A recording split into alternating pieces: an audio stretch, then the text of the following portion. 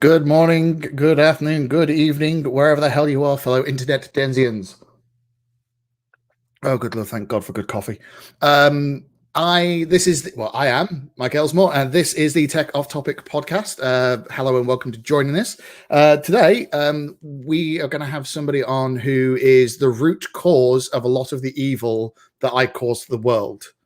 Between him and a gentleman called Robin Smith, I believe that we can blame this podcast, my addiction to coffee, and quite a few other things on. So I'm just going to drag him in and let him introduce himself. Say hello. Hello. How you doing? I'm Simon. I don't think it's fair to blame me for you. No. You can blame me for some of the more apparent, globally accessible parts of me. Yeah. You're the person who gave me a job that literally put me on stage. Yeah, that was crazy. Why would I do that? Especially as, if I remember correctly, my interview, I rocked up in shorts and a t-shirt straight from a job in Bath. Yeah, possibly. But I was probably in shorts and a t-shirt at the time, so it sort of... What's weird it's like, I feel like I'm in somebody's lounge, but this is an office. Yeah, that was an interesting office. Yeah, I'm Simon. I am on Twitter at DRSM79. I should have put that in my thing, but I didn't think of that. I work in Bristol for a company called EDB, which does interesting things with Postgres. And then prior to that, I was at Cloudant, which is what this t-shirt is. Mike was just giving me grief for it being 7 years old, but it's been washed, so what's the big deal? I appreciate the fact it's a 7-year-old one. It's the correct one to exist. It's just, I don't have one of those. I got rid of mine about 4 years ago. Yeah, I have this sort of kind of t-shirt tectonics. So like t-shirts I've got like 2 drawers of t-shirts, and they kind of gradually kind of weave around. And every so often, like there's one from like my teenage years kind of gets to the surface, and I'm like, cool, I'll wear that one again. So. Please tell me that's a Pearl Jam or Portishead t-shirt or some form of weird street art one. Rage Against the Machine is the one that I wear most, actually. That's I got when I was about at Reading 95, 96. Can't remember which year they played, but yeah, very good. Getting you're older than me. I'm well old. Look at my beard. True, but I'm massively impressed with A, the beard, and B, the huge grey streak that is the badger. It works.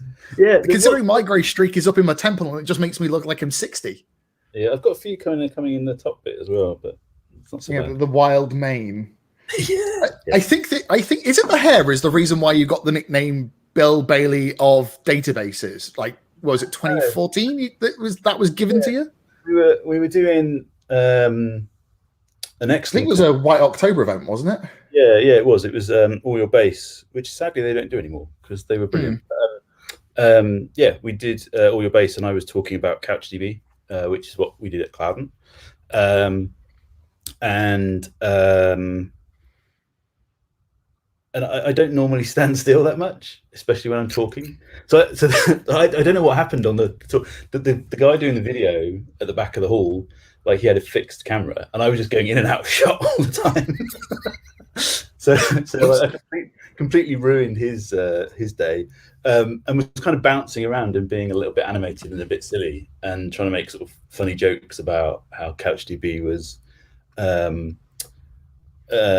was it? CouchDB is I had a t-shirt with a Venn diagram on, and it was a duck on one side, and what was the other animal?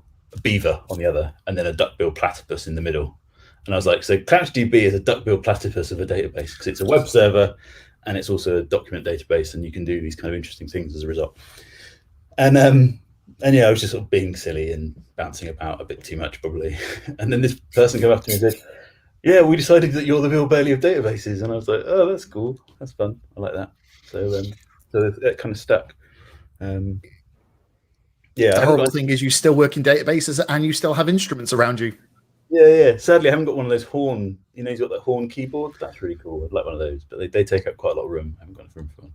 Yeah, you also have 2 small children. I can't imagine anything more annoying than 2 kids just discovering that there's horns. Yeah.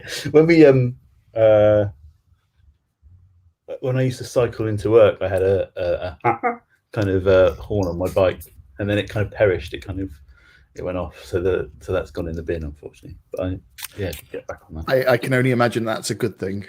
Yeah, I'd get home from work and, and the kid's like, "Shut up." My wife would be like, "They've just gone to bed, please." Like, but it's funny. It's funny until it's not. Yeah, until they wake up. But yeah, I do have like kind of God instead of instead of horns and stuff. Yeah, that's me. Is that enough an introduction? Wouldn't make myself sound silly. Well, yes, but I am going to ask. There is the natural thing to ask because not many people, not everybody's going to know this who knows you from giving talks in the past, etc. Because I've always like your career path has been a weird one. Who doesn't have a weird career path? Like, really? I mean, it's not that many people. Well, mine's relatively normal. On paper, it looks normal. Yeah, I was going to say on paper. But no, yours is kind of weird, and so is most of the upper echelon of people who started with Cloudant. To be brutally honest, yeah. So Cloudant was kind of a crew. I met one of the founders, Mike Miller, when I was working at CERN and at Bristol University. So I did a physics degree and then came to Bristol and did a PhD in particle physics and did stuff at CERN, and then. The team that I ran in Geneva with a guy from Chicago called Dave. Hello, Dave. We wrote sort of data management and workflow management software for one of the LHC experiments called CMS, which is unfortunate because everyone goes, "You work on CMS," and it's like, "What one is it? Django?" No. This one's like this big, and you can drive a bus through the middle of it, kind of thing. Oh, one of those CMS. We did.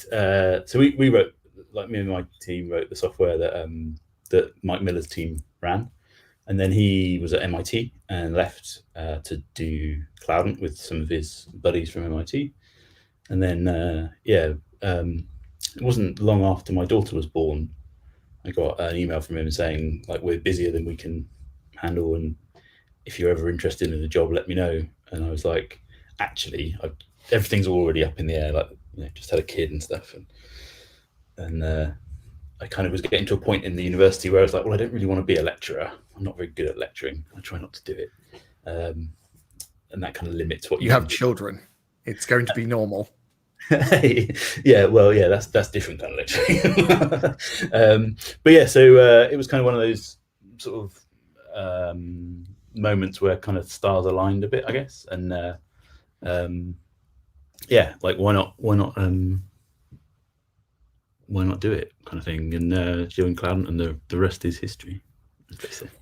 Now, ladies and gentlemen, what you can take away from this is you too can make a career out of writing really shit Python. I've seen some of the earlier code that was part of the tooling for Cloudant. The Python there being written between about 5 people. You could definitely tell it was, we'll put this together. This isn't going to go into production. Oh, shit, it's in production. Some of it was, yeah. Some of it got quite neat. It's one of those things where it's that interesting thing with startups, right? Like, there's a book, which I've got somewhere over on my shelf over there, called, like, in the Spirit of a New Machine or something like that. It's this Pulitzer Prize winning book from the late 70s, early 80s about the development of an early computer, and it's sort of tracking this company that doesn't exist, but at the time was worth silly amounts of money. And there's one of the people in there. It's a true story. I'll send you the link. It's a good book. It's short as well, so you'll be fine.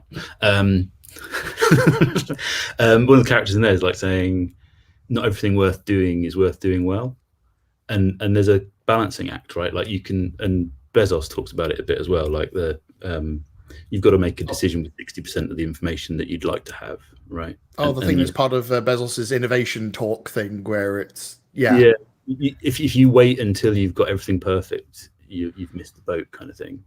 And it's a tricky balance to maintain, and I've learned from mistakes and learned from and things that have been good, like that way is a good way of doing it and that way is a bad way of doing it, kind of thing. And it's definitely a tricky one, because it's one of those things where it is an experience question, as opposed to you can't kind of go, oh, here's a unit test, that one should, or here's a nice metric I can put in and say, if this is greater than 7, then we're good.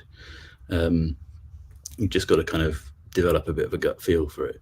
And yeah, there's certainly, like, quite often there's sort of, I quite often like write little silly bits of Python, or other languages, mainly Python, to just sort of automate bits of my day job that I find boring. and like, so when I was at IBM, we moved into this nice new office, and it was a lab, but we let other IBM folk use it as a sort of drop-in space.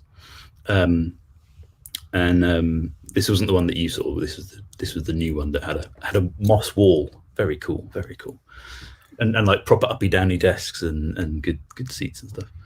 Wow, not hot desks that felt like weird cubicles from the 80s. No, it was weird cubicles from the 2020s. Yeah, had a proper little phone booth. It was actually really, really cool, really, really nice office. Anyway, and so we wanted to have a way of having people ask to have access, because we controlled the access. Mm-hmm. And so we made them file GitHub tickets, because I figured, like, it's a lab. If you don't know how to file a GitHub ticket, you probably shouldn't come in. And actually, the sort of salespeople kind of are all actually pretty savvy and were able to work it out. But then it kind of became a chore, because like suddenly like 50 people wanted access or whatever. So I spent like a Friday morning drinking coffee and writing a little bot that kind of went out and got it and sent the emails to the right people when the ticket got stated of approved or what have you. And it just sort of meant that something that had been taking some people kind of quite a bit of time chasing around just became me running a script once a week, which is nice. It's a good thing. People can then go and think about something more interesting than that. Have you got around to doing stuff like that for EDB? Now, here's the question. Is it EDB or Enterprise DB? Because I've always been confused by which one I'm meant to call it. I think it's Enterprise DB, but that's quite a mouthful, so everyone just calls it EDB. It's quite a mouthful, and it also doesn't have this like innovation tech feel. Enterprise.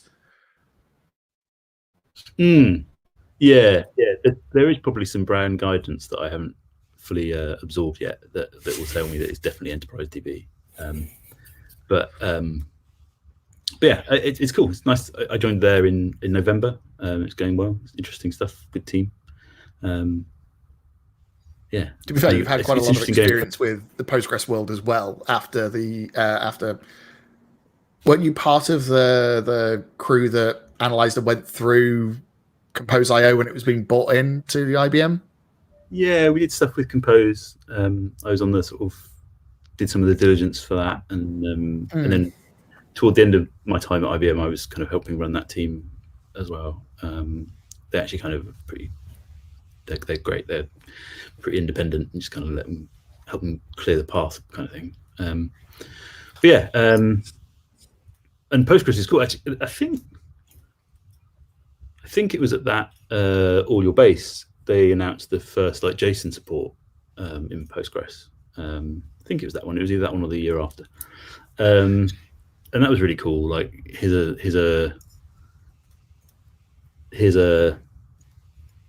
SQL DB with actually kind of first class JSON in, and they'd done it quite neatly, I thought, at the time. I haven't played around with it that much since. I need to get dust off my Postgres. I realized the first time I used Postgres actually was when I was working at the university, and there was some storage management software that we had to use called Dcache. I think made in Daisy in Hamburg, the synchrotron lab over there, and that was backed by Postgres. And I remember it, like installing it, and it took about a week to install the stupid. Like it was quite painful. Like this was sort of, I mean, that was. I remember when I started my PhD, I got a laptop and I wanted to put Linux on it. I wanted to have, I think it's Red Hat 6, might have been. And getting Red Hat 6 to talk to the Wi-Fi card was literally a week of recompiling kernels. It was just insane. And then I went to a conference where, like, in the swag bag was a Linux compatible Wi-Fi card that just plugged in and was perfect. So yeah, and it's like it's those sorts of things where you realize that you're old, but B, you realize how far like technology's come. Like if you think about, like, you've got in your pocket more power than the laptop that I did my PhD on. Probably it's kind of nuts, right? Isn't the usual one there's more power in your pocket than sent the first man to the moon? There's more power in a calculator than sent a man to the moon. Like a modern calculator is it's huge. True, but I'm still a dummy, and the best thing I can do on a calculator is spell boobs. I can't even get to boobies. Or boobless. Yeah. Enough, that's all. But yeah, it's kind of crazy. Like, I feel like I turned 40, not last December, the December before. And I've sort of, definitely kind of felt a little bit old. Not in a bad way. Like, I quite enjoy it, actually. But it sort of makes you sort of reflect a bit and kind of like things like I've been around and seen 2 hype cycles of the web kind of thing. Like I was making web pages in like 94, 5. But you were an academic during the first .com boom period. Yeah, but I was exactly. But I was also when I was doing my PhD, we had folk who were at Babar, which is in Slack in Stanford. And so I went over to Slack for a bit and was there for a few weeks and stayed with them. So I was there, like, that would have been 2003. And so, like, that was at the end of the pop. That was after the pop kind of thing. Mm. And so you'd go out and it was just bizarre, like sort of walking around in Palo Alto and sort of going into this very swanky, quite expensive restaurant that you could get like a really nice meal and a really nice bottle of wine for not much money, because they were just sort of trying to stay open, basically. And they'd also had a bumper crop of wine the year before. So it was one of those, like, it was a good time to be there, but it was really it was just really strange. And then, like, we went out in we were there over Halloween and went out in the Castro of San Fran, and like just huge, like insane Halloween party, like kind of people on stilts, kind of 9 foot high and full drag, and kind of sounds like Mardi Gras with more sparkle. Yeah, and pumpkin heads. But it was cool, and I think that was like the last or the year after that they didn't do it anymore because of sort of crime and what have you. But it's interesting, like, kind of, I'm not sure I'd want to go to San Fran at the moment. Like, it sort of sounds a bit kind of, I don't know. You read some things, it sort of sounds like some kind of dystopian hellscape, and other things kind of like it's quite nice. So. I think if I was to go there for anything other than being a tourist, it's a dystopian hellscape. Yeah, right. Going there being a tourist, scary. Alcatraz, Golden Gate Bridge, fantastic. Moving on. Yeah. It's strange because it was cool when I was there. Like, it was really nice, and it had a good kind of vibe about it and stuff. And then same we with were like there before the homeless problem was a problem. Right, yeah, it's it's not good. It's not a nice. It's one of those things where, like, one of the things I've been thinking about a little bit recently is sort of money and how weird money is. Like, if you think about money a little bit, it's kind of like, that's really strange, right? Like, why is it that I can exchange value, and like, how do I value something? Like, you get people that are kind of on TV who are getting paid. I don't know. If I was way more famous, you'd be paying me thousands of pounds to talk to me right now, right? And I wouldn't be saying anything different, right? Do you know what I mean? Like, it's just, it'd be exactly the same words falling out of my beardy face, but you would be paying me money for it. Like, that's kind of crazy. Yeah. And things like the sort of all the crypto stuff sort of makes it kind of. It kind of highlights how weird money is, I think. Well, I actually had a thought the other day, which may, after watching a ridiculous amount of YouTube, I may add, very late at night. Too much cost. No comment, which I'm still blaming you for, because those two pots that you see be in the office are the reason I like black coffee now. Yeah, it's the way to go. It's the way to go. Yeah, your fault. When I started EDB, they gave us. I got like a nice EDB backpack for that stuff, and then I got a nice kind of I forget the name of like coffee thing, and I thought, oh great, I'm going to fill this up in the morning, and I'll have that by the side of my desk, and it's fantastic. It keeps the heat in the. Would it be a mug by any chance? A what? Sorry, a Yeti mug. It big thermos one which lasts forever. Yeah, epic. Not product placement or anything. Yeah, so I got this.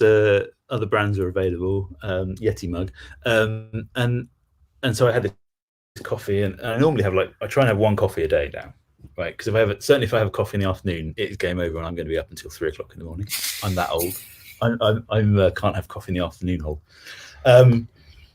He says, yeah, just finishing off a carafe of Chemex. Yeah.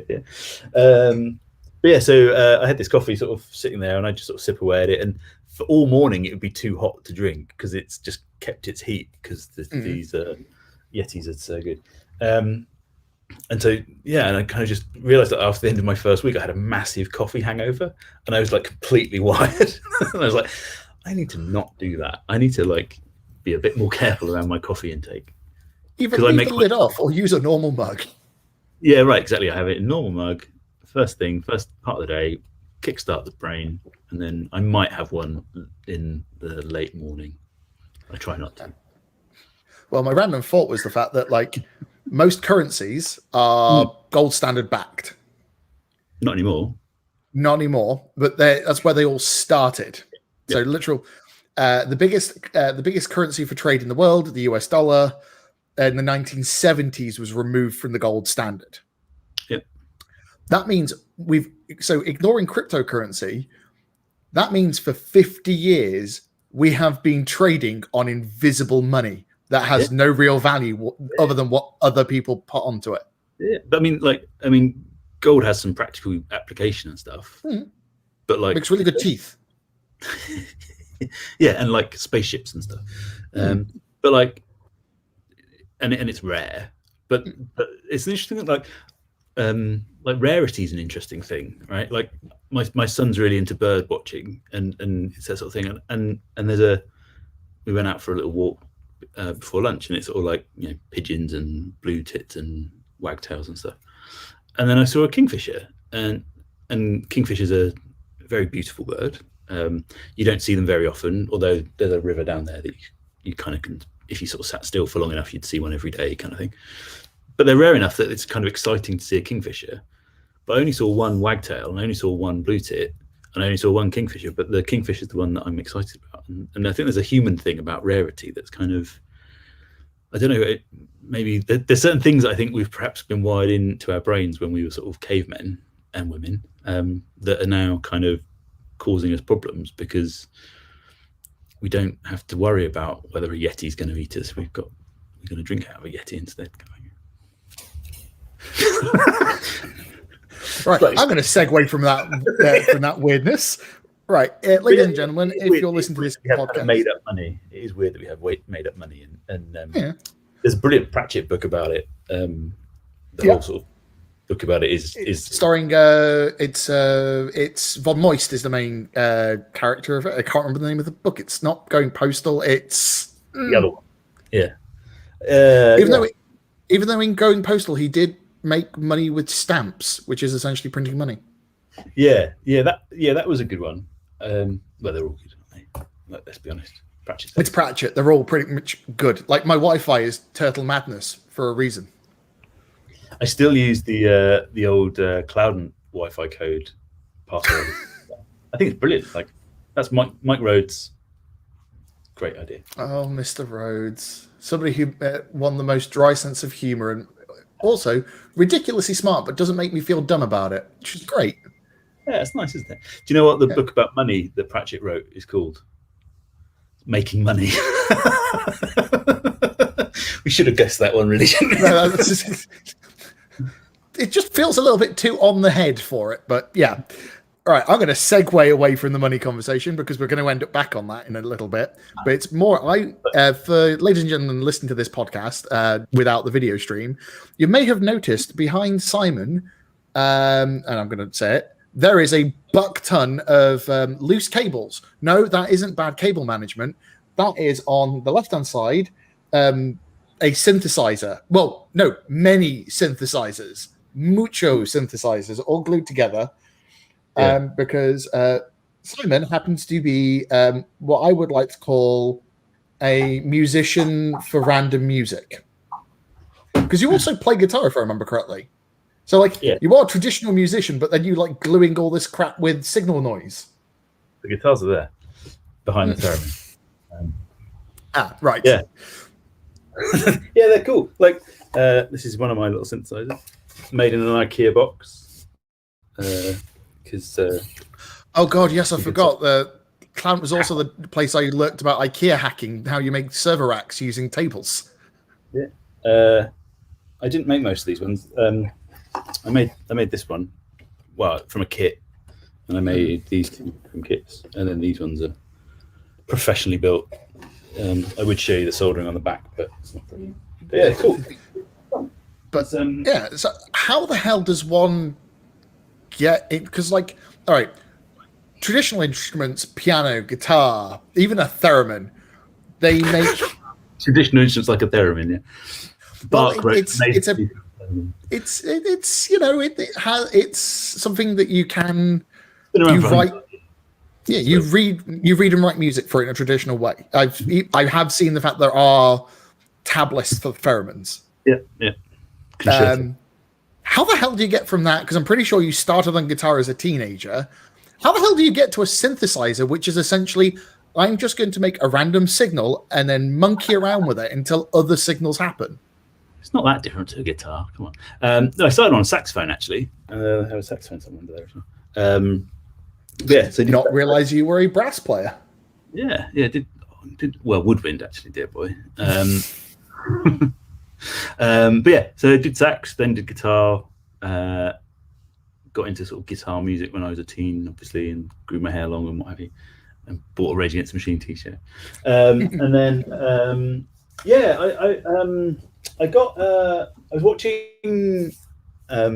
So I'm a big fan of Portishead. I think they're a great band. And must have been about 6 years ago or so, maybe a bit longer. There was a video. Adrian Utley, who's the guitarist of Portishead, he's also super into synthesizers. His studio is this amazing room. I've not been there, but I've seen photos. And there's a video of him playing around with one of these. I don't know if you can see that. Yeah. It's called a Mini Brute. So that grey one there. And it was just cool, and some fun sounds were coming out of it, and I thought I'm going to get one of those because they're not that expensive, and they're interesting. And I was also listening to there's an album called Drock, which was music by Jeff Barrow, who's also in Portishead, that they did for the Dread film, and then I think somewhere between the studio and the director and Jeff Barrow, they decided that he wouldn't do the soundtrack kind of thing, and they had a more kind of traditional soundtrack put in, but they released it as an album, and it's really good. I recommend you go and listen to it. So I was listening to that kind of electronic, and I've always been into sort of, like when I was a teenager, DJ Shadow's Introducing came out, and that's a fantastic album. And me and my friends would sort of make music on computers and do sort of sequencing and beats and stuff like that. So I've always kind of had that interest. And then that was sort of, if it's good enough for Adrian Utley, it's good enough for me, kind of thing. And I got that, and then that you kind of get one, and then it's like, well, I need another one because they're monophonics. They can only play one note at a time, so you want a second one to do this. And then you kind of start, and then as you start getting into it, you kind of realise that the sort of modular stuff, so the sort of things in IKEA boxes, that's where the fun bit is, because that's where you can do really weird stuff, right? Like I've got there's a module I've got called Sloths, which is 3 very, very slow LFOs, and they follow a chaotic attractor. So if you they've got 3 outputs, and if you plot the X and the Y, you can watch it follow a Lorentz attractor, which is something I was fascinated with as a team. There's a book called Chaos by a guy called James Gleick, and in there he's talking about analog computers. And if you think about it, like a synthesizer is kind of an analog computer, right? It's solving an equation over time, kind of thing.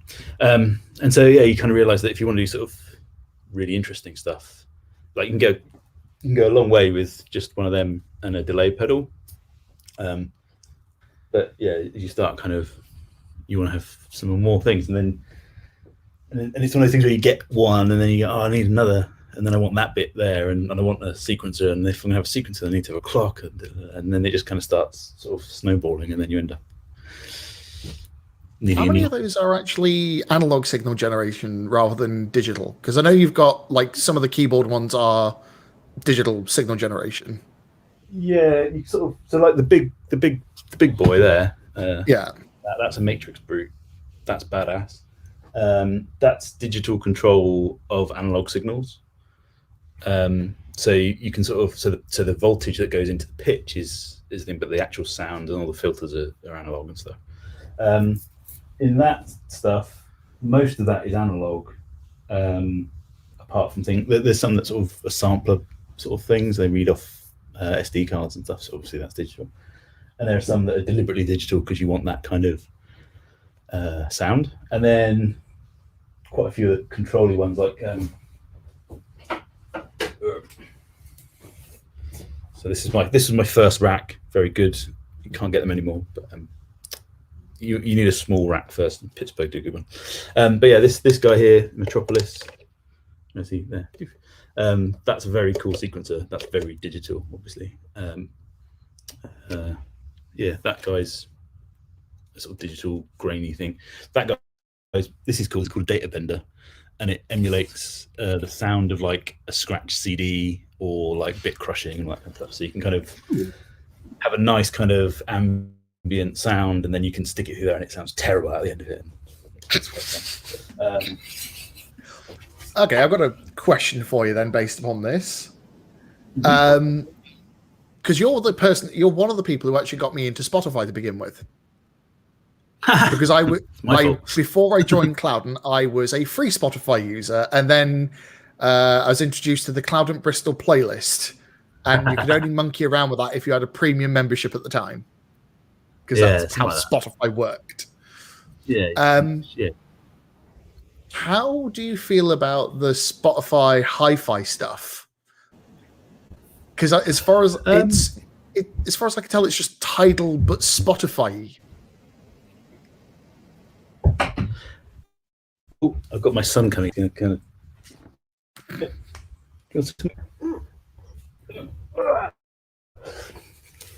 This is the boy. He's got a Yoda t-shirt on, but you can see his ear there. You can see the ears. That's all you need. He's not being on camera, but he also, he always wants to come and say hello, but then doesn't want to actually be on camera. Makes for great meeting. It's good that he's got clothes on. He's and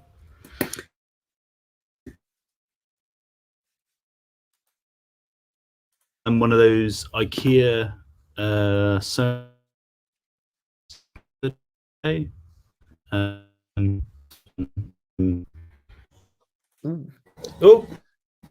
we appear to be having a wee bit of signal stuff. Are we good? I think we're good. But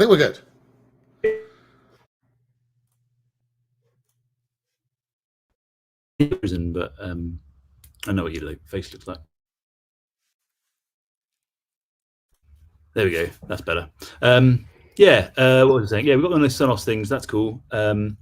Spotify's good for like kind of trawling through music, and that convenience piece is good. I have got underneath my synthesizer, there's loads of vinyl, which never gets played because I have it.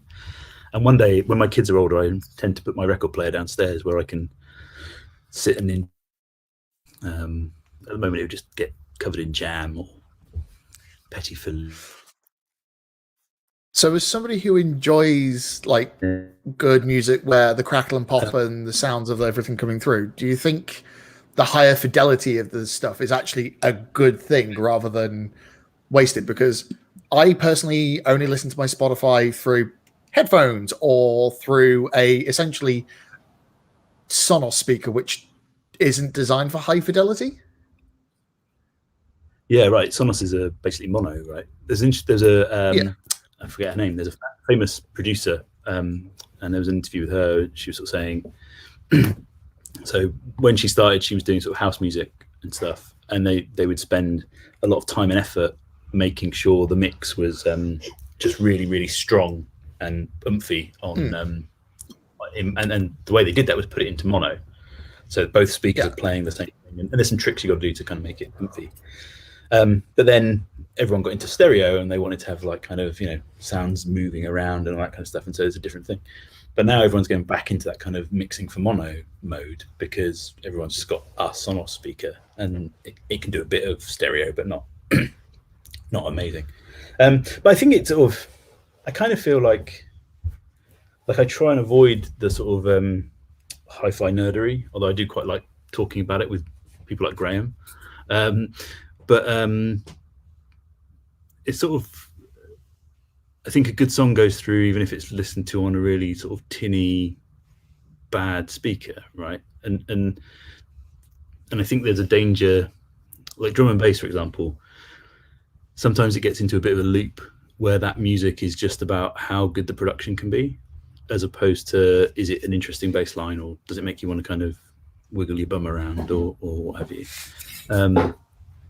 And so it's that sort of thing of like, I think there's, and there are certainly like bands that, bands that I quite like, some of them, where the sound is, there's a bit of Tron Lego, but yeah, there's certain bands that I like that, they're so noisy that doesn't matter what you listen to it, right? Like, and actually that's kind of part of the fun of it sometimes, I think, like the IKEA Sonos thing, kicks out quite a lot of bass, and so you sort of suddenly get a very different kind of experience to. I tend to listen to music when I'm not up here because I've got like a stereo and stuff over there. I tend to listen to music when I'm in the shower, and I have this little blue waterproof speaker, and I just have a sort of part of my kind of wake up routine is some music and having a shower kind of thing, and so like the audio quality doesn't matter at all in that scenario, right? And so you've got this kind of interesting, what's the purpose of the music? Like if you're going to listen to music when you're on a run or something, which I over the summer took up and then I haven't done much over the winter. 1 second. No, that's not brick, that's wood. And it's loud. There's some people on the other side that are going to be listening to it. Ed, stop, seriously. It's not metal, it's wood. Smell in there, yeah. But yeah, so you listen to it on like kind of earbuds as you're running around, and you obviously you wouldn't want it to sound really brilliant because you'd probably get hit by a car. Like you want that kind of yeah. And so there's that kind of weird thing of like, and I think it's that sort of thing. Like things like Spotify. I think things like Spotify, you quite often listen to music with less intent. Mm-hmm. Like it's going to put it on as background kind of thing, and that's fine. But then you've also got the sort of flip side of that is like actually like Mogwai's #1 selling album. It's nice to have a sit down and actually sort of explicitly choose to listen to a record, right, or a CD or an album stream, and so it's kind of doing the thing you need to do in the time and space you need to do it in, kind of thing. Yeah. Oh wow, levitation. Yeah. So it's that.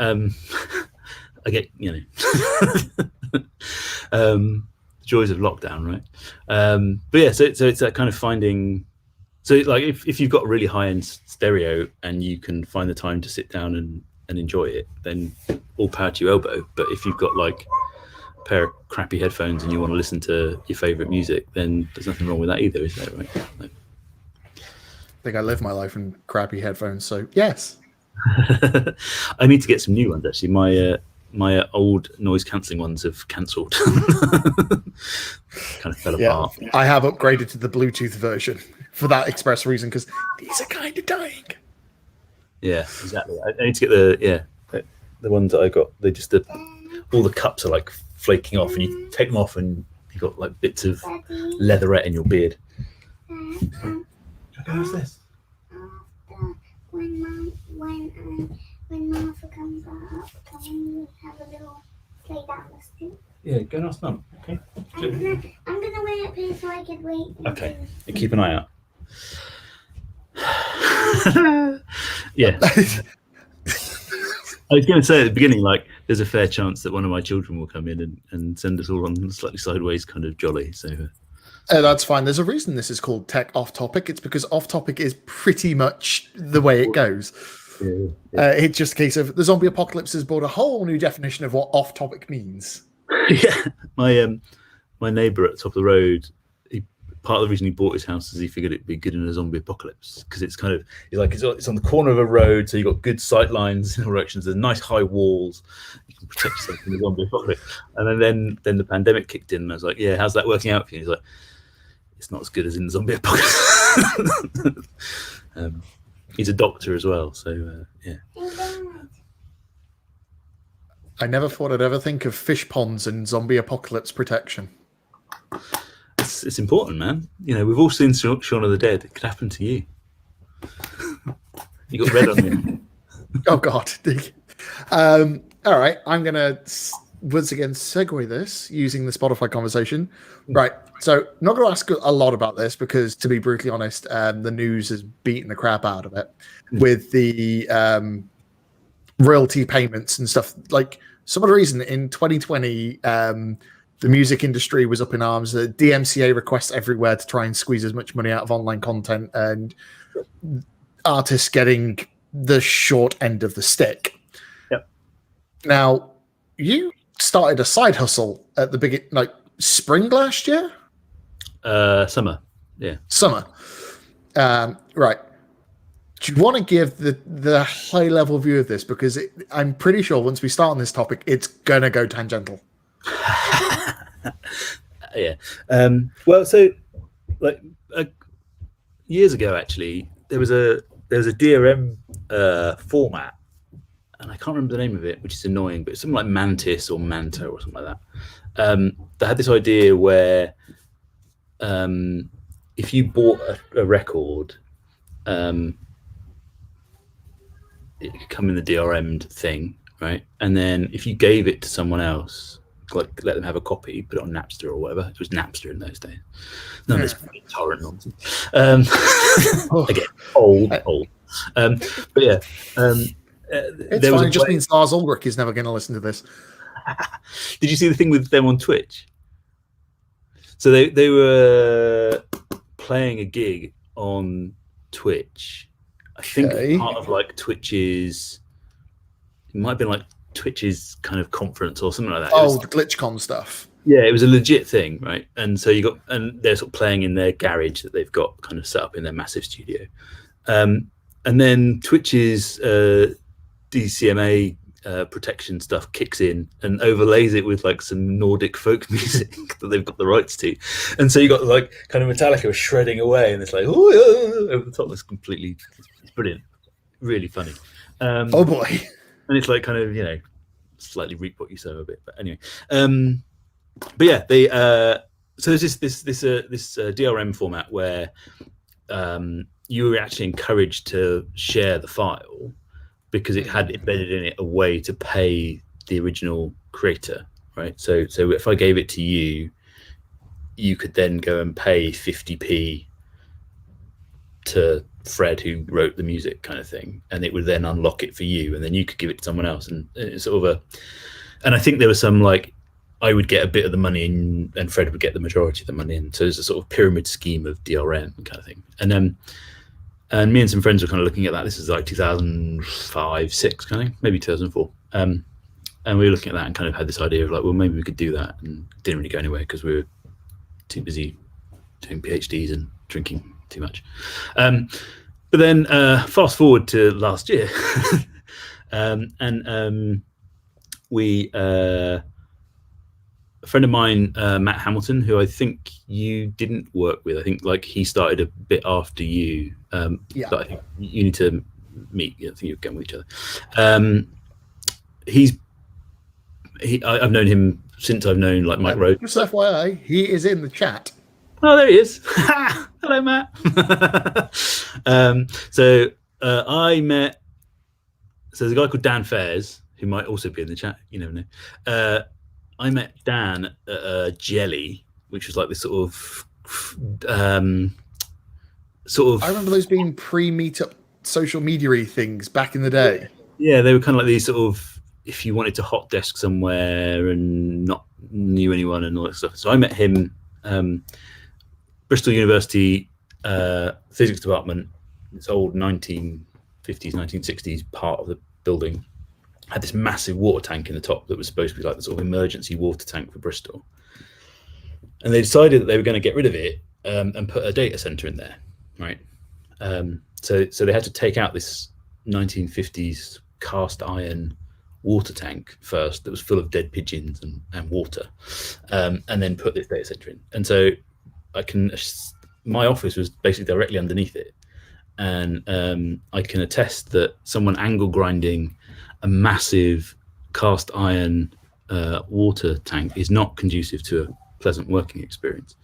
And so there was these Bristol Jelly things that popped up, and one of my friends spotted, and so we went and did that for a couple of days instead of having a guy angle grinding there. I feel like there's a heavy metal joke in there, but no, not at all. It was very painful, not at all pleasant. But yeah, so through Dan, I think I went out for a curry or something. Oh no, yeah, through Dan I went to EuroPython in Birmingham in 2007, 8, and while I was there, like getting the lanyards and stuff, I spotted Dan. I said, "Oh, hello, I know you. You're from Bristol and stuff." And he said, "Oh, hello, yeah, we're going for a curry later. Do you want to come along?" And so through Dan, I met Matt and Mike Rhodes, and so that's a little callback to earlier on.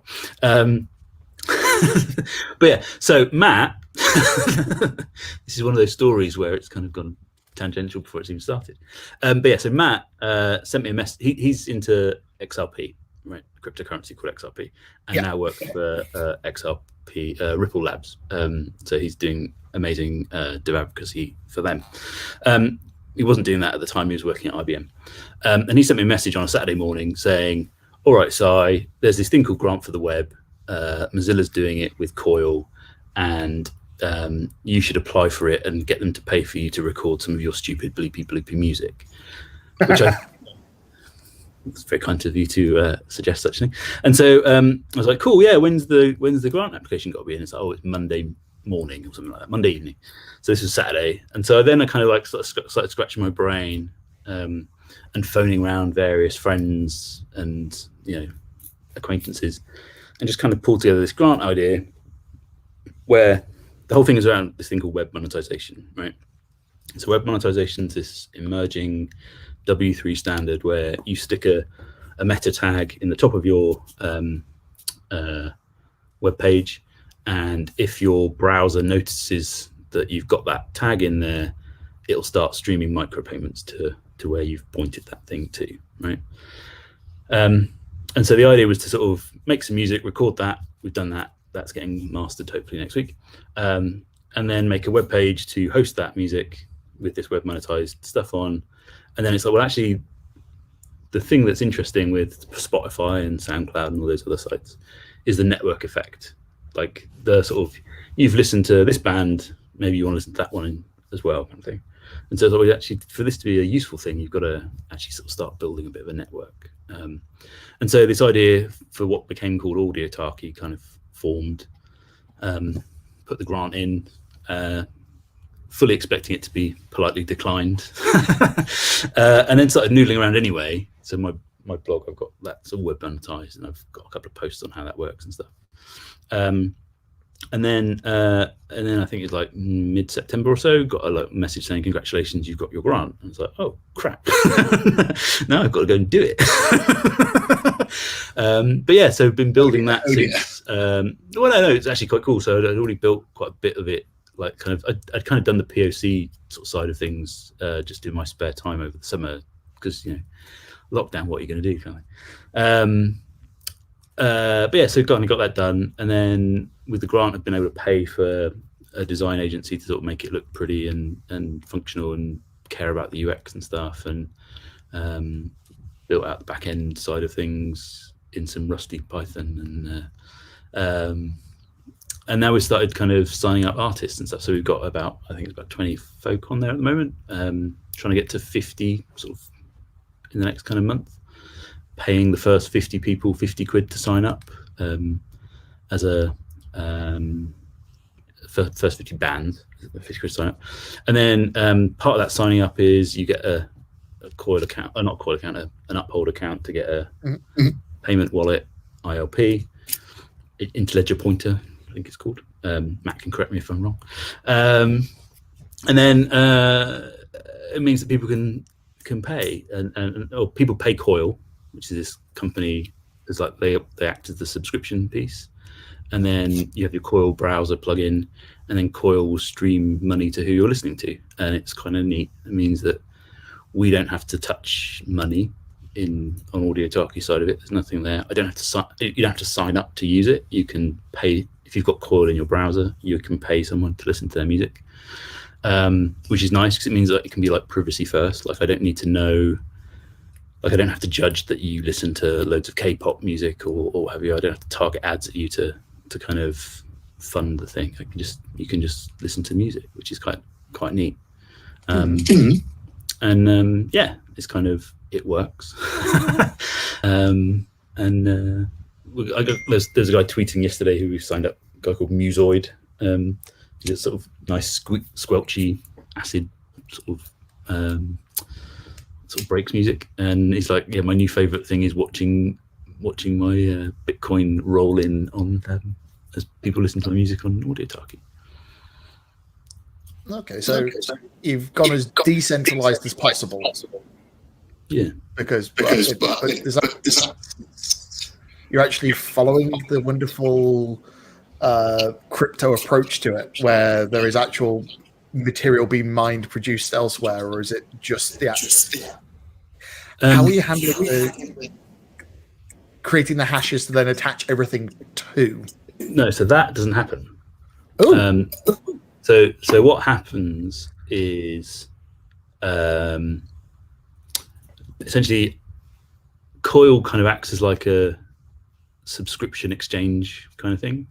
So you pay them $5 a month, which is £4 in the Queen's own money. So you pay them $5 a month, and they kind of behind the scenes. So Coil, what's good about Coil is they don't talk about crypto at all, really, in their marketing stuff. It's very much kind of aimed at consumer use, right? And I think the crypto stuff, aside from addressing the kind of power consumption issues that certain coins have, like that's the other thing that it's got to, before it becomes a real like mainstream thing, it's got to like work out how do you have a consumer application of this sort of technology that like my mum could use, right? So Coil does that, and so you pay them $5 a month. They then behind the scenes are converting that into XRP. I think they're sitting on a fair war chest of XRP, and then the micropayments are done with XRP, and then the receiving end. So if you use Uphold, your XRP can be converted into Doge. Like Mike Wallace he's on there, and he's got his stuff going in as Dogecoin because he thinks it's funny. And it is funny. Of course, Wallace is going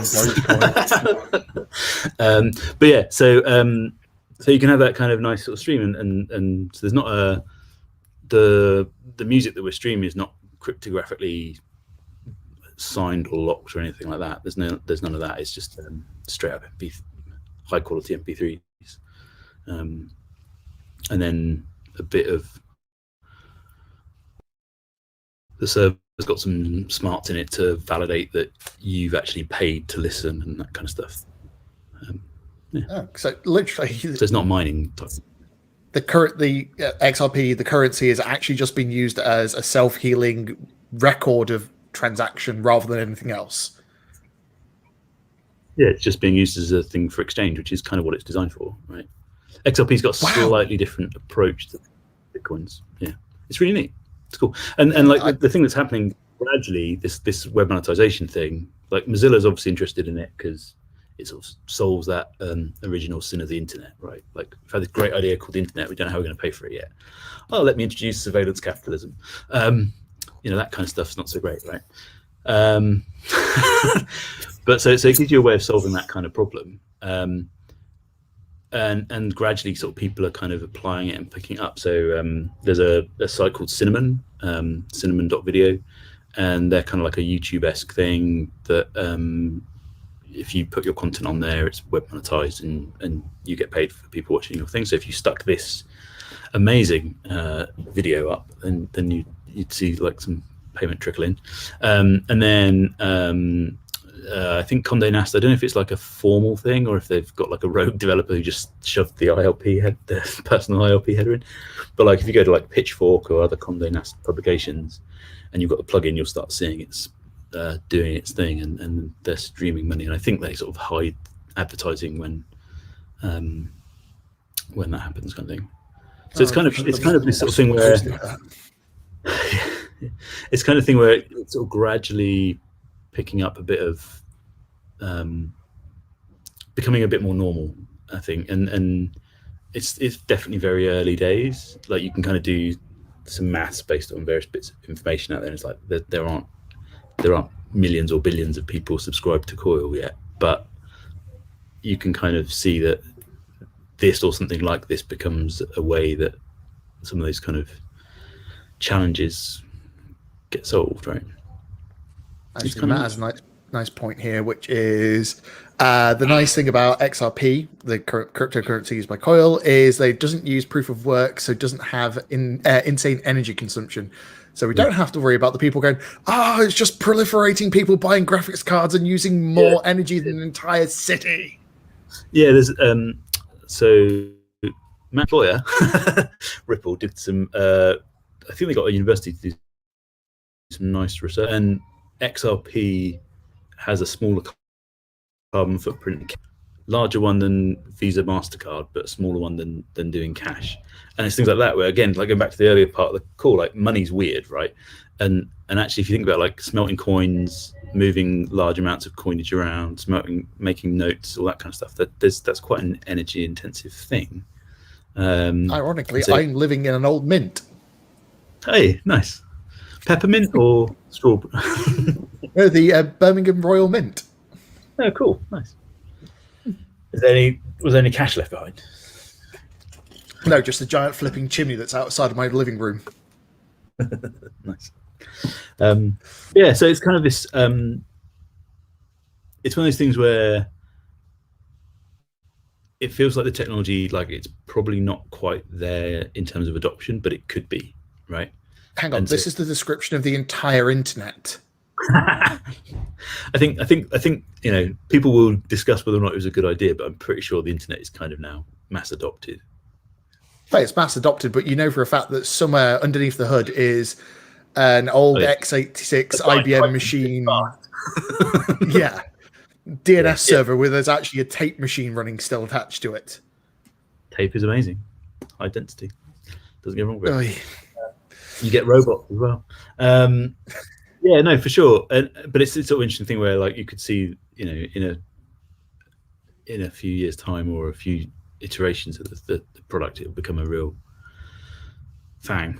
And it's nice to sort of be playing around with it as a sort of side thing, like a evenings and weekends kind of stuff. And it's been good. Like there's stuff like I hadn't done any front type dev. I didn't do that much of it for quite a while, but like I hadn't done any for 5-6 years maybe. And some people would say that's a good thing. But like it's kind of interesting to see how far like JavaScript or ECMA script has come along as a language, and like the tooling around like things like Figma and XD. I hadn't sitting there Dreamweaver was badass back in the day, and it's actually kind of cool that you've got those kind of tools that are letting you do kind of like bridging that gap between design and development in a really kind of effective fashion. And so it's been cool to be able to kind of in a non-critical path kind of way, kind of dust off some of those kind of skills and muscles and what have you. I must admit, I am currently just looking at a Git repo for a pure web component implementation of it. Yeah. Because I'm curious about, can I just slap this inside of some of the work I'm doing? Yeah, and so like Coil,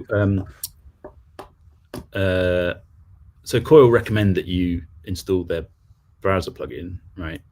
But they also give out OAuth tokens. So one of the things I hopefully I'm going to do this weekend, children permitting, is implement it so that you can log into your Coil account and send payment from within AudioTalkie, because there is a browser called Puma that runs on mobile, and that works most of the time. But there are there's a service called vanilla.so, and there's a web monetization.org. Both have a kind of payment verification thing. So the client knows a secret about the thing, and so that you can share that secret back through to you basically stream your payment through their verifier, and so the client, the web client, gets a receipt from the thing, and then you can, on the server side, you send that receipt to the server, and then the server can talk to the verification service, and so I can tell whether or not someone's not just have they got the browser plugged in, but have they actually got it turned on and are they actually streaming payment. And so that's kind of neat, but it seems like Puma gets confused when you're doing that, it gets upset. So, and I haven't been able to work out why. But it's just, so being able to kind of put it, and people don't want to install another browser on their phone, right? Like, again, it's that sort of, how does this become a thing that's kind of mainstream and easy to use? And I think having a thing that says click here to log in with Coil and pay Grand Falloon some money, for example, is kind of. There's also the fact that the wonderful of the internet. How do I put this? Once upon a time, Internet Explorer was the bastard child, and now Safari is the bastard child. And everybody has their preference. There's a whole army of people on Mac who will swear by Safari being exactly how they want, even though they don't follow all the W3C standards as written letter. Did I see somewhere that they're moving it to using? It's Chrome now, isn't it, under the hood? It's WebKit under the hood with the Chrome engine stuff, yeah. But they're still not implementing the full W3C spec because Apple reasons. Yeah, I mean, I think there's an interesting thing there where you've got like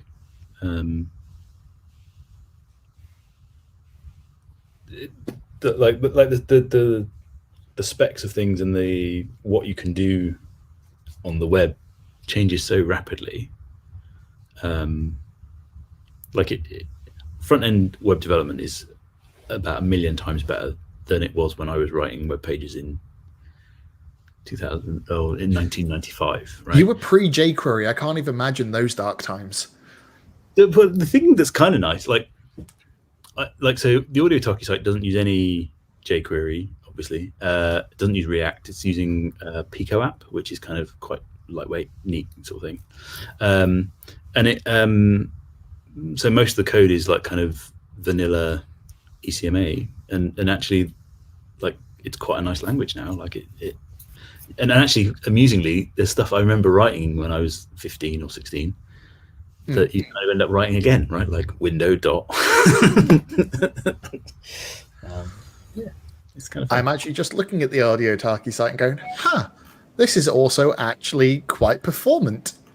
Yeah, it's an SPA using router.js. It's all quite small backends. Except somebody has not bothered to set up their routing correctly. Oh, which one broke? Send me a link. Oh, no, it's not that. It's the fact that you're using the horrible, non-shareable routing paths, like the $24, not question mark. Oh no, that's because currently, so that the site goes live, like will go live on Monday, and so currently it's behind audiotalkie.com/$/. You do know that that's actually exposed to Google already, so good luck with the SEO value there. Yeah, no, it's sort of one of those things where, it's kind of public beta, but not, I think. The dollar confuses certain browsers substantially, and others don't care. Before we actually started streaming this, you did actually mention the fact that you were like looking into open sourcing some of this stuff. Like, you're actually one of the people who helped push me, between you, Wallace, Tom, Mike, and Reese, pushing me into doing more of the work I did just as open source code. Even if it's shite, ship it as open source. I think was the opinion that was what Tom told me to do at one point, was like, it's just better to release it to the world. Yeah. I think, code is ideas, right? That's kind of formulated, and I think ideas are better when you share them and talk them through. And most open source code, like there's an interesting balance between like open source and community, right? And I think most open source code has no community around it at all, because it's hard. That's the hard bit. Like writing 10,000 lines of nonsense is easy, but like maintaining kind of a steady flow of contribution and making sure that people don't kind of upset one another or what have you, that's where the hard work is. And but yeah, I think there's sort of, in Audiotalky there's some novel bits and pieces, but there's nothing that sort of someone with half a brain can work out themselves. So you may as well share stuff, and then if people can go and say, actually, you could do it better this way, or what about this use case, like, then that's a good thing to kind of include. And I think in general, the more viewpoints you get on something, like there's definitely a skill in navigating between them, but the more sort of input you can have on a design or on a bit of software, the better. You do sometimes have to, like, going back to the sort of Bezos thing of make a decision at 60% kind of thing. You do sometimes have to go, thanks, I'm going to ignore all of that. I'm going to do it this way. But also, like, sometimes you'll, like Cleto, who we used to work with, who's now back in Spain. I loved having him review my code. Like, it was an absolute privilege to have him review my code, because he would make it substantially better every time. And it'd be little things, but like, something that takes a 7-line function and turns it into a 3-line function, and it's actually more legible as a result as well. It's not like one of these things where kind of I've mushed everything together into some really oblique kind of nested craziness. It's like, actually you could do it this way and it's going to work better and more efficient and easier to read. It's like, that is a lovely thing. And the more kind of stuff you get like that, and it's one of those things where I think if you're writing something, your brain is too engaged in the writing of it that you can't be objective and review it. Like the music that we recorded, same kind of, but different. Like we recorded it, we finished the sort of final edits last week, and I've like not listened to it all week, and I'm going to spend some time at the weekend listening to it and just kind of go, actually, that one's fine or that one's not fine, and we need to change that in this way. Isn't that usually why you have somebody else do the audio engineering to the work you produce? Yeah. Well, the producer, right? Yeah. So we work with a guy called Ali Chant, who's done a lot of that. But there's an element of like, we're not a Stock Aitken and Waterman pop band, right? Like we're gonna, it's got to be our stuff. Like it's all improvised, which kind of makes it a bit nuts anyway. But so it's got to be that kind of thing of like, well, actually, it's a dialogue between, he's got ideas and input, and like there's technical pieces where like this didn't work, or that's out of time, or this is not tuned enough, or alternatively it's out of tune but it sounds cool, let's keep it, kind of thing. But then there's a sort of like the actual kind of, well, what do we want this structure to sort of be? That's sort of a thing that he's part of the discussion, but it's sort of me and the guy I play with, Ian. We've got to kind of conclude at least, right? I have actually just gone through the Audiotalky site, and you know the reason the first thing I noticed? Mm-hmm. I recognize that Blue Yeti. Yeah. So you are literally dog fooding your own stuff here as well. Like audio production, dog fooding, actual web monetization and building, dog fooding, open sourcing your own code. You're literally the only person I can think of right now that every aspect of the thing they're involved with, they are completely dog fooding. I don't know. You should, right? Like you should, like it's one of those things. Like we're building some bits for EDB, and it's like, well, we've got to use Postgres here. Like we could use something else, but we could stick MySQL in, but I think that would be kind of terrible. There's that thing where, and it's also that trick of knowing what's the thanks. There's also that thing of knowing what the right tool for the job is, right? Like you don't want to dog food. Like if you're putting, well, I used to say like, you don't use a hammer to screw in a nail, and it's like, yeah. And then my friend pointed out that you can just smack them in. It works just as well. So, oh, thanks, Tony. But yeah, I mean, I think it's that thing of, I think we certainly in Cloud, there were some times when we did things in Couch that we should have probably used Postgres or Redis or another store for, and then on the flip side, there were probably some places where we should have made more of a deal of the fact that we'd Cloud was running on Cloud and that kind of stuff. But yeah, I think it's if it's an appropriate technology to use, then you should use it. My son's being a chimpanzee downstairs. I'm just going to shut the door. It's nice to know the apple doesn't fall far from the tree. Yeah. It's going to be, teenage years are going to be dreadful. I'm glad I live in a different city at this point in time. Then loud noises. I was when he was before he was born. Yeah, I kind of wanted to have him called Lucifer, but that wasn't allowed. But actually, it kind of probably bit me in the bum, that one. Yes, what's up? When are you finished? In a little bit, probably about another 5-10 minutes. I don't know. How many more questions you got, Mike? I don't have any more questions. We've already gone quite off tangent, and I've asked a lot of things, and you have said a lot of stuff. And I also know that you have some important stuff to do this afternoon, so it's up to you, sir. Yeah, that's probably a good point. Actually, I've got to talk to some lawyers in a little bit. Yeah, but okay. Right now, just make sure I do this correctly. Do you want to spill anything? Because technically we're here during the 9 to 5 part of the day. You may want to actually do the whole company self-promotion piece. Today is Wellness Friday, so EDB does this thing where every third Friday you have to yourself to do. Oh, lucky duck! It's fantastic.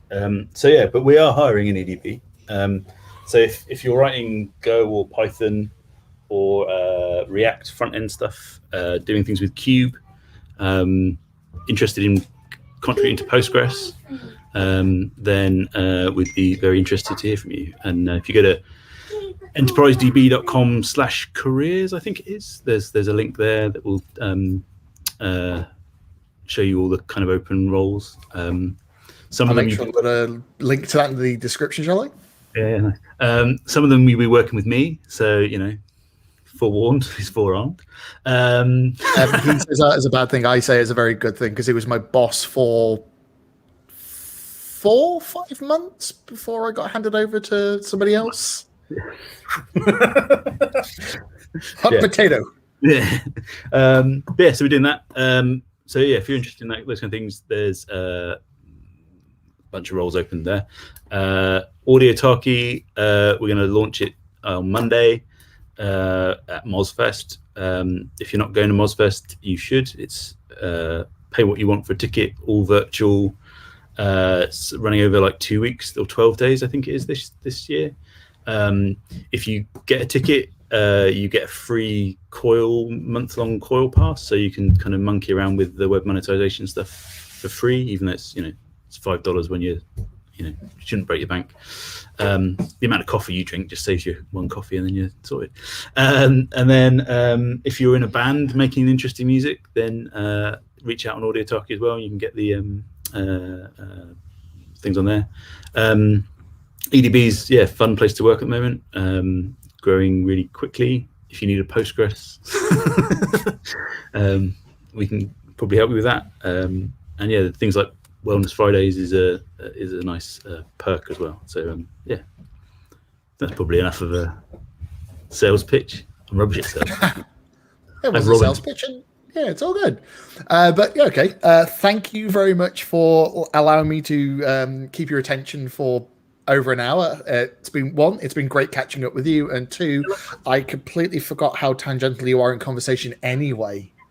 You don't need any assistance to go off topic. You do it. My ideas get caught in my hair and they kind of spin round and then they come out the back. I completely forgot about this because this would be a normal conversation when I'd go for pizza with you. Right. And it would be, we're going to have a nice little catch up, and the conversation would go completely sideways. Yeah. But I think that's fun, right? Like, I don't want to have linear conversations. I want to have kind of random ones and stumble over weird ideas, right? You do realize people are going to worry about you having dementia when you don't have dementia because it's just going to be tangential when you're old and grey. I am already old and grey. I was thinking this morning, I can't remember where I put things down old because I had a water bottle and I put it down somewhere and I was like, where the hell is this big black water bottle? Couldn't find it. I did find it later, like an hour later. So yeah. No worries. Well, thank you very much, and I'll speak to you all later.